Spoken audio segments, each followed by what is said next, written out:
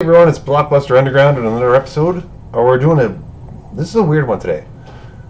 I've been following this channel for a while now. The Critical Drinker. Probably most of you have heard of him. Brilliant reviews. Stuff that I wish that I could say on my channel and not have my wife ready to rip my head off the minute I go upstairs. But anyway, he dropped a video this morning. I was at work. I saw it pop up and I'm like, you know what? I want to sit down and watch this firsthand and see exactly what's what. So what we're going to do now is the absolute state of Disney's Star Wars. And as you know, tell from my fucking background, pretty big Star Wars fan. So what we're going to do is I'm going to watch this and let's see what the state of Star Wars is. Because in my opinion, it ain't great. They're kind of floundering, flipping around like a dead fish on a boat at this point. So, without further ado, let's get it going. Drinker, may not be whiskey, but Labatt Blue. I'm in Canada, so let's see what we got. You know, keeping up with Star Wars at this point is a bit like checking up on an ex-partner after a particularly messy breakup. Well, the one that survived anyway. You're vaguely curious about what they're up to these days, but there's no real emotional investment there anymore. Which is just as well, really, because if I still genuinely cared about this franchise, I'd probably have found even more reasons to stir Jack Daniels into my cornflakes at 3 a.m. And I've got more than enough already. Believe that! In reality, though, seeing what Star Wars has become now, and more importantly, what lies in store for it, it's a bit like checking up on that once beloved ex-girlfriend and realising that she's gained 50 pounds and now works part-time in a call centre. Recent weeks have seen a flurry of new movie announcements, most of which seem to have inspired tepid enthusiasm at best and outright mockery at worst. I mean, if Lucasfilm were to be believed, then James Mangold, Dave Filoni, Taika Waititi, Sean Levy, Rian Johnson, Sharmeen Obaid-Chinoy, Jon Favreau, Hulk Hogan, Bob the Builder and Mr. Blobby are all currently developing Star Wars movie projects. And that's not even counting all the TV shows that are on the way, like Skeleton Crew, The Acolyte, The Bad Batch Season 3, Star Wars Tales of the Jedi, Andor Season 2, Ahsoka Season 2. Damn man, they just can't produce enough content to keep up with fan demand these days. If I was an investor, I'd be very happy about the money I'd pumped into Disney stock, and I'd probably be looking to buy even more in the near future. Truly, the future is bright for Star Wars, right? No! Now, call me a cynical man if you will, many have in fact, but this inexplicable rush of movie announcements doesn't exactly ring true for me, and I suspect most people with memories that extend further back than what they had for breakfast this morning. Because let's be honest with ourselves here, Lucasfilm have an interesting habit of announcing major Star Wars projects to great fanfare whenever Disney has a major earnings report coming up, and then quietly cancelling them once the fuss has died down.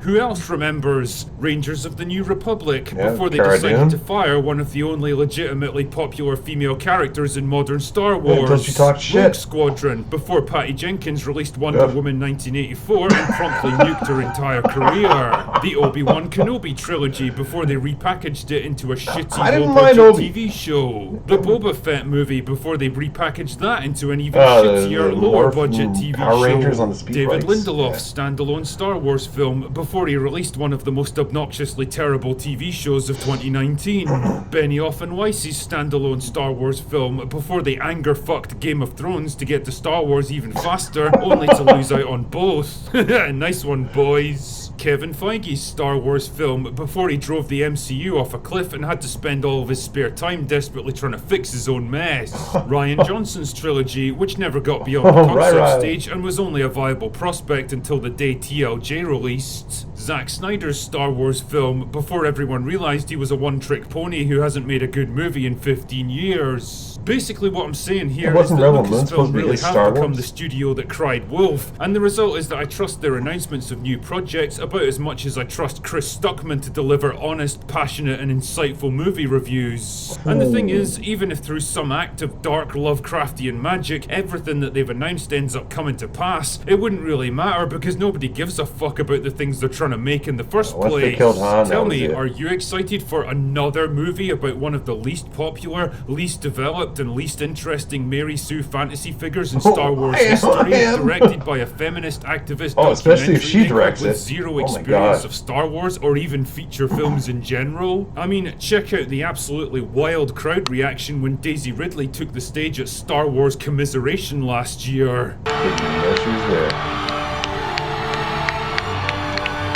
If the most hardcore of hardcore Star Wars fanboys can't even muster up a Sally proper Field round of moment. applause, You really love what do me. you imagine that regular human beings think about this? Or how about The Acolyte, a female-centric, fully inclusive I'm and not looking forward to this diversity-approved TV show that nobody actually seems to know anything about because the only conversations happening about it revolve entirely around how female-centric, inclusive and diverse it is.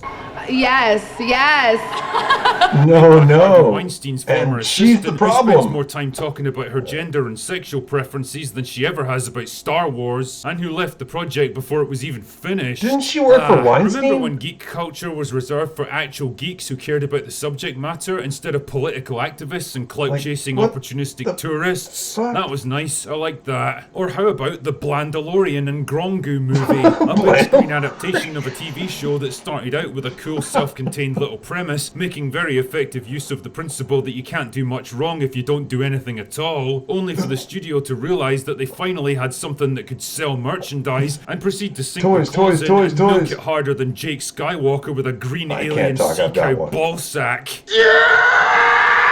What started out as a serious and grounded show ballooned into a I have a ridiculous life-size parody movie, of itself, so- complete with goofy humour, baffling celebrity cameos, grandiose plot lines that the show was never intended for, and of course, the obligatory bait and switch in favour of a strong, empowered female character who turns out to be the real driving force behind the narrative. Because why mess with a winning formula, eh, She was a redhead, not a Lucasfilm? brunette In for this once, matter, Drinker. at least you managed to be amazingly consistent. You know, the big problem And Disney no Star British Wars accent, has like now, Jenner, and the one it so- was always going to run into Right. eventually, is that it's more or less burned through its stockpile of legacy characters, actors, and iconography, which is really the only thing that's kept it running for the past 10 years. Nostalgia baiting. The problem is that they failed to replenish it with good ideas of their own that can eventually be milked Yeah, for nostalgia nostalgia baiting in can future work to a decades, degree. because nobody in their right mind is going to look back fondly on Kylo Ren, or Snoke, or Rose Tico. Luke, Han, and Leia are gone now. Obi-Wan Kenobi and Anakin have been squandered with terrible TV appearances that did nothing but tarnish their characters and legacy. just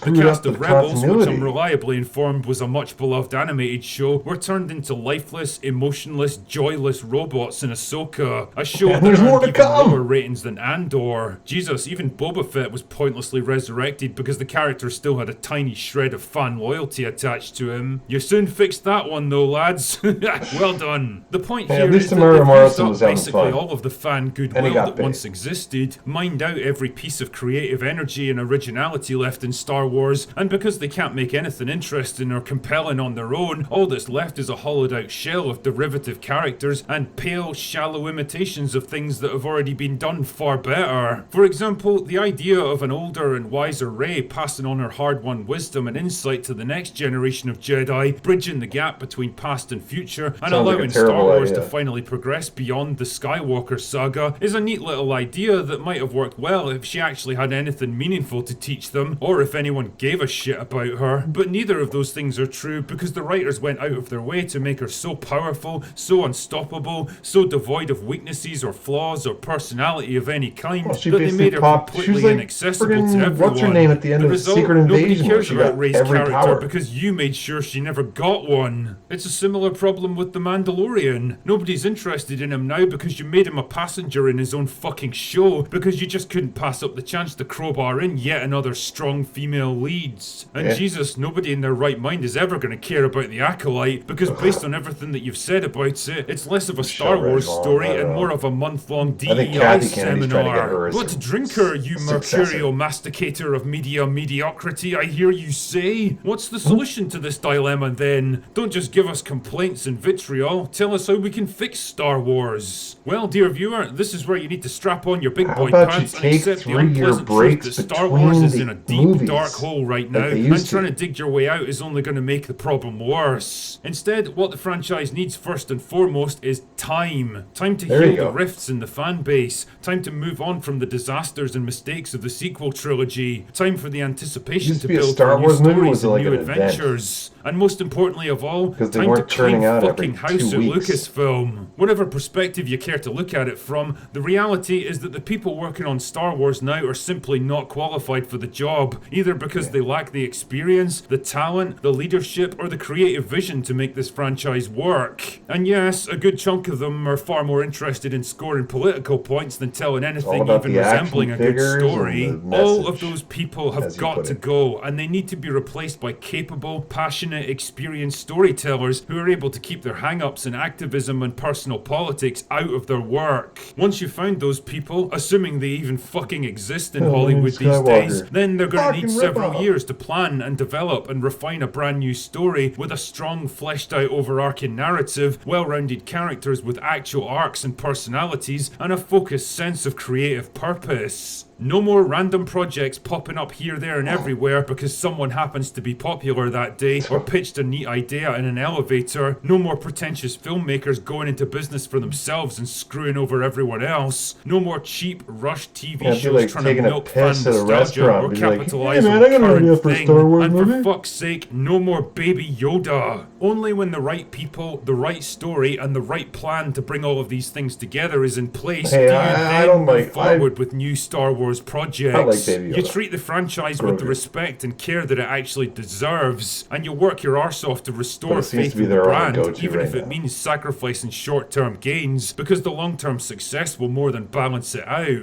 Do this, and you might, and I emphasize the word might, save Star Wars. Do it not, and well, you have already seen where it leads. Well, at least we had 3 good movies. Yes, yes. Prequels. Anyway, well, that's all I've got for today. arguable. Go away now. All right. Well, that was a reaction to Drinker doing his thing. And yeah, so I am a big fan of the channel. I agree with a lot of stuff he said. A lot of it is very, very true. Alas, we're stuck with what we got right now. Hopefully they right the ship and get everything sorted out. In the meantime, let's just go back and watch 4, 5, and 6 again. Bye for now.